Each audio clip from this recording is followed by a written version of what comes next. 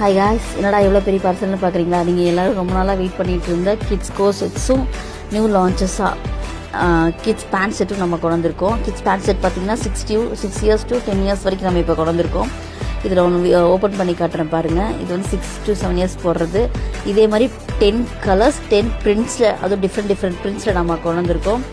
எல்லாமே ப்ரீமியம் குவாலிட்டியில் பியூர் காட்டனில் ரொம்ப சாஃப்டாக இருக்கும் வியர் பண்ணுறதுக்கு கிட்ஸ்க்கெலாம்.